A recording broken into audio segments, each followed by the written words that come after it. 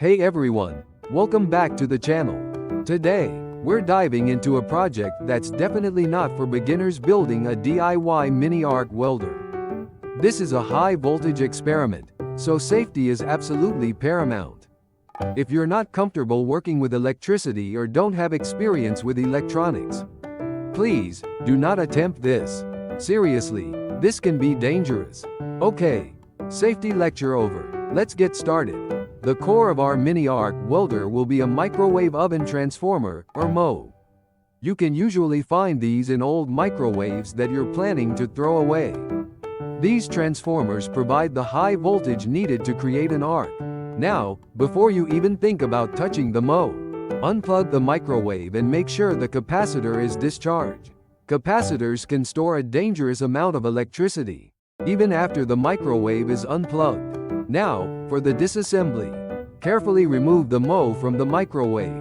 You'll likely need to remove the high voltage capacitor and the high voltage diode as well. Once you've got the MOE, the fun begins, or the tedious work, depending on your perspective. You'll need to remove the secondary winding from the MOE. This is the winding that produces the high voltage. This is usually a tightly wound coil of wire that's glued together.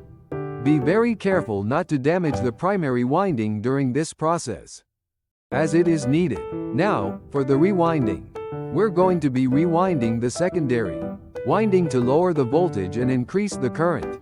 You'll need some thicker gauge wire, typically around 12 to 14 AWG. This will allow the welder to deliver more current. Start winding the new secondary winding onto the core, making sure you insulate the windings properly. The exact number of turns depends on the voltage and current you want, and on the specific MOE you have. If you are not experienced in this field, research is absolutely essential here. Incorrect windings can cause the transformer to fail or become dangerous. Then, reassemble the MOE. Now for the testing. Connect the primary winding to a power source, making sure to use appropriate circuit protection, such as a fuse or circuit breaker. Connect the secondary winding to 2 electrodes, and you should be able to create an arc capable of melting small metal objects. But remember, this is a dangerous project. Always wear proper safety gear, including safety glasses and gloves.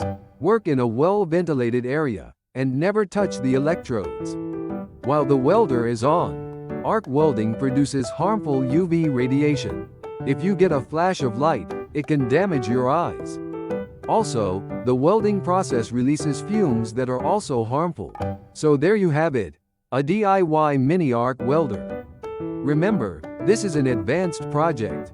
If you're not experienced with electronics and high voltage electricity, this is not for you. This project is for educational purposes only. If you do decide to build one, be extremely careful and follow all safety precautions. Thanks for watching and stay safe.